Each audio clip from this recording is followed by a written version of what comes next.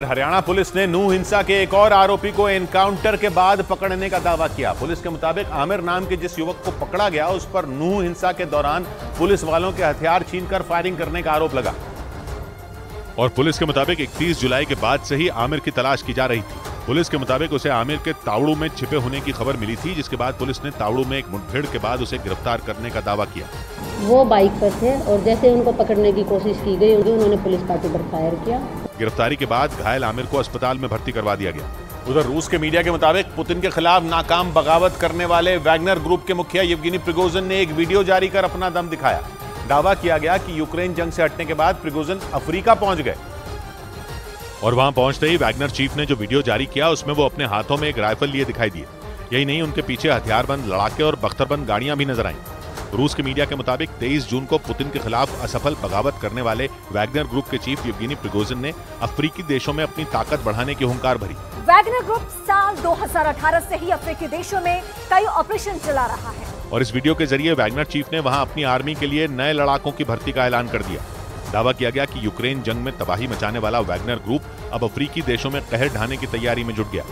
इस बीच पश्चिमी मीडिया ने दावा किया कि बेलारूस ने जंग में कूदने का मन बना लिया। ऐसा इसलिए क्योंकि अमेरिका ने अपने नागरिकों से बेलारूस छोड़ने की अपील कर दी, जिसके बाद यह आशंका जताई जाने लगी कि बेलारूस में हालात बिगड़ सकते हैं, क्योंकि अमेरिका ने दावा किया कि बेलारूस अब पुतिन की मदद के लिए जल्द ही जंग में उतर सकता है। पश्चिमी मीडिया ने आशंका जताई कि वो बेलारूस जो जंग की शुरुआत से पुतिन के लिए एक लॉन्च पैड की तरह काम कर रहा था, अब उसके सैनिक खुद ही बंदूकें थाम लेंगे।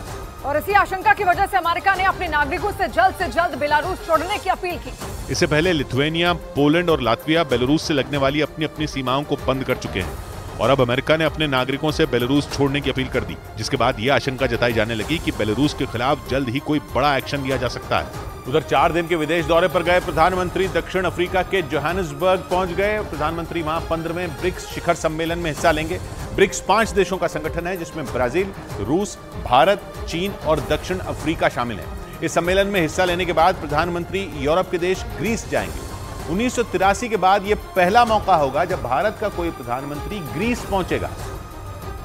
इसे प्रधानमंत्री की विदेश नीति का एक अहम हिस्सा माना जा रहा है, क्योंकि दुनिया इस समय भारत को विश्व मित्र की भूमिका में देख रही है। 15वें ब्रिक्स शिखर सम्मेलन के बाद प्रधानमंत्री सीधा ग्रीस पहुंचेंगे, यानी एक ऐसे देश जहां पिछले 40 साल में भारत का कोई प्रधानमंत्री नहीं गया।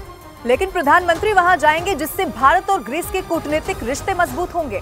यही नहीं, जानकार मानते हैं कि प्रधानमंत्री के ग्रीस दौरे से दुनिया को संदेश जाएगा कि भारत को अलग अलग देशों से तालमेल बिठाना आता है और वो केवल कुछ गिने चुने देशों से नहीं बल्कि छोटे बड़े हर देश से रिश्ते मजबूत कर रहा है। और ग्रीस उन देशों में शामिल है जहां प्रधानमंत्री के स्वागत की खास तैयारियां की गई।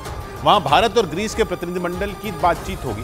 साथ ही प्रधानमंत्री ग्रीस में रहने वाले भारतीय लोगों से भी मुलाकात करेंगे। पिछले कुछ साल में भारत ने ग्रीस के साथ अपने रिश्ते बेहतर किए हैं और प्रधानमंत्री के ग्रीस दौरे से भारत और ग्रीस के रिश्ते और मजबूत होंगे। वो वहां ग्रीस के प्रधानमंत्री के न्योते पर जा रहे हैं और मुमकिन है कि इस दौरान दोनों देशों के बीच हथियारों की डील पर भी बात हो। साथ ही दोनों देशों के बीच रणनीतिक साझेदारी पर भी बात हो सकती है, जिसका मतलब ये हुआ कि भारत का फोकस ग्रीस के साथ द्विपक्षीय रिश्ते बेहतर करने पर होगा।